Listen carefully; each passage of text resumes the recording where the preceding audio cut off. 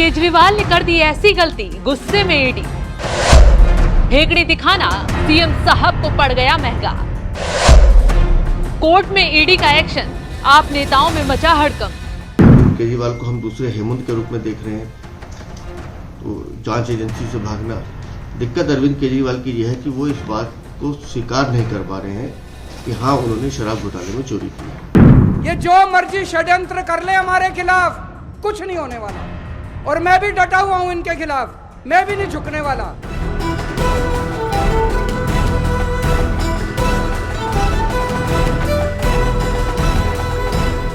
दिल्ली के मुखिया अरविंद केजरीवाल की उल्टी गिनती शुरू हो गई है, क्योंकि इस बार केजरीवाल ने ऐसी हरकत कर डाली है कि ईडी अधिकारियों के साथ साथ कोर्ट का गुस्सा भी सातवें आसमान पर चढ़ गया है। अब जो होने वाला है उससे आम आदमी पार्टी के नेता बिलबिला जाएंगे, दिल्ली की सत्ता हिल जाएगी। दरअसल एक बार फिर केजरीवाल ने मनमानी दिखाते हुए ईडी के नोटिस को दरकिनार कर दिया है। अब तक ईडी 6 नोटिस केजरीवाल को भेज चुकी है, लेकिन केजरीवाल ने सभी नोटिस को ठोकर मार दी है। हेकड़ी दिखाते हुए कह रहे हैं प्रवर्तन निदेशालय यानी ईडी का समन अवैध है। ईडी के समन की वैधता का मामला अब कोर्ट में है। बार बार समन भेजने के बजाय ईडी को कोर्ट के फैसले का इंतजार करना चाहिए। जो भी कानून संगत है वो हम जवाब दे रहे हैं। अब तो उन्होंने केस कर दिया है, कोर्ट में केस है, उसके नतीजे जो आएंगे उसका इंतजार करना चाहिए ईडी को, कोई भी फ्रेश समन जारी करने का। सीएम साहब चोरी भी कर रहे हैं और सीना जोरी भी दिखा रहे हैं। अब सीना जोरी दिखाने पर सीएम साहब चंद दिनों में बस रोते हुए नजर आने वाले हैं, क्योंकि अब यह खबर आ रही है कि ईडी ने केजरीवाल के खिलाफ नया केस दर्ज करवा दिया है। सूत्रों के हवाले से खबर है कि ईडी ने पहले 3 समन को जानबूझकर इग्नोर करने पर केजरीवाल के खिलाफ आईपीसी की धारा 174 के तहत शिकायत दर्ज की है। अदालत ने इसका संज्ञान लेते हुए प्रथम दृष्टया स्वीकार किया है कि केजरीवाल ने अपराध किया है, जिसके लिए केजरीवाल पर मुकदमा चलाया जा सकता है। अदालत के सामने सवाल समन की वैधता का नहीं है, बल्कि केजरीवाल की ओर से जानबूझकर 3 समन की ठुकराना गैर कानूनी काम है। कोर्ट में इस मामले पर सुनवाई 16 मार्च को होगी और तभी हिसाब होगा। अगर कोर्ट केजरीवाल के खिलाफ फैसला सुना देता है तो आम आदमी पार्टी का दिल्ली में फंसना तय है। केजरीवाल जेल जाएंगे तो आम आदमी पार्टी में सीएम की दावेदारी में कोई नेता सामने नहीं आ पाएगा। केजरीवाल चाहेंगे कि उनकी पत्नी को कमान मिल जाए, लेकिन ऐसा संभव नहीं है, जिससे पार्टी में बवाल और फूट पड़नी तय है। खैर, ये तो साफ साफ दिखाई दे रहा है कि केजरीवाल गिरफ्तारी के डर से ईडी के सामने पेश नहीं हो रहे हैं। लेकिन जिस तरीके से आरोप शराब घोटाले में ईडी ने केजरीवाल पर लगाए हैं, उससे सीएम साहब की गिरफ्तारी आज न कल होनी तय है। तो आगे कुछ बताएं, उससे पहले शराब घोटाले में केजरीवाल पर क्या आरोप लगे हैं, चलिए बताते हैं। ईडी का केजरीवाल पर क्या आरोप? शराब घोटाले की चार्जशीट में कई बार केजरीवाल का नाम है। नई शराब नीति को केजरीवाल के दिमाग की उपज बताया गया है।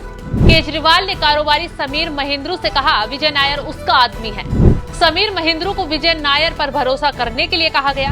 नायर ने समीर महिंद्रू की केजरीवाल से फेस टाइम के जरिए बात करवाई थी। समीर महिंद्रू ने ईडी के सामने ये बात कबूली थी। समीर महिंद्रू और विजय नायर शराब घोटाले में आरोपी हैं।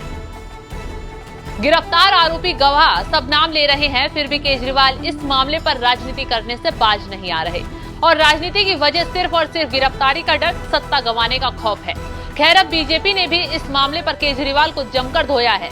दिल्ली प्रदेश अध्यक्ष वीरेंद्र सचदेवा ने केजरीवाल की झूठ की राजनीति पर तंज कसते हुए बहुत कुछ कहा। आईपीसी 174 के तहत अगर आप जांच एजेंसी के सामने पेश नहीं होते हैं तो ये एक क्रिमिनल ऑफेंस है। तो आप क्रिमिनल ऑफेंस एक बार नहीं, 2 बार नहीं, 3 बार नहीं, आपने आज 6ठी बार किया है। जब आपने क्रिमिनल ऑफेंस किया तो ईडी कोर्ट गई और कोर्ट ने उसमें संज्ञान लिया। सीपीसीआर 204 के तहत 174 को उन्होंने भी, कोर्ट ने भी माना कि अरविंद केजरीवाल ने क्रिमिनल ऑफेंस किया है। तो अरविंद केजरीवाल को एक अभियुक्त के तौर पर, एक अपराधी के तौर पर कोर्ट ने बुलाया। विषय क्या है कि आपने जांच में शामिल नहीं हुए। अरविंद केजरीवाल उसको ट्विस्ट कर रहे हैं कि मामला कोर्ट में है। मामला कोर्ट में नहीं है। ईडी जो जांच एजेंसी है वो शराब घोटाले की जांच कर रही है। अरविंद केजरीवाल को उसका जवाब देना है। वो जो विषय है वो 174 जो क्रिमिनल ऑफेंस है वो उसका इससे कोई लेना देना नहीं है। दिक्कत यही है, अरविंद केजरीवाल इस सच्चाई को स्वीकार नहीं कर रहे हैं कि उनको पता है कि परिणाम क्या है, सच्चाई क्या है। चोरी की है, कमाई खाई है, दलाली खाई है, मुख्यमंत्री मनीष सिसोदिया जेल में है शराब घोटाले में, संजय सिंह जेल में है। इनका नंबर कब लगेगा हमको नहीं पता, लेकिन इनको पता है। वो ये कह रहे हैं कि हमने जब ये कह दिया है कि फिजिकली अपेयर होंगे हम कोर्ट के सामने 16 मार्च को, फिर समन करने का क्या मतलब है? आप तय करेंगे क्या फिजिकल संबंध आप कब पेश होंगे? अरविंद केजरीवाल तय करेंगे। आपको नवंबर, दिसंबर, जनवरी से लगातार सम्मन आ रहे हैं, तब आपको समझ में नहीं आता कि फिजिकल पेश होना है। इस बार करना था तो जानबूझ के बजट सत्र लेके बैठ गए हो, और बजट वो आया नहीं अभी तक। उसके लिए फिर लगा दी 25 तारीख। अरविंद केजरीवाल कानून से खेल रहे हैं। ये जो रास्ता वो अपना रहे हैं, ये देश के लोकतंत्र के लिए अच्छा नहीं है। अरविंद केजरीवाल के लिए तो बिल्कुल भी अच्छा नहीं है। तो अब केजरीवाल नोटिस पर राजनीति करें, माहौल गरमाए, ड्रामे दिखाएं, कुछ होने वाला नहीं है। हालातों से दिखाई दे रहा है कि अब उनके लिए भी जेल के दरवाजे खुल चुके हैं। शराब घोटाले में जेल जाने का अगला नंबर केजरीवाल का है।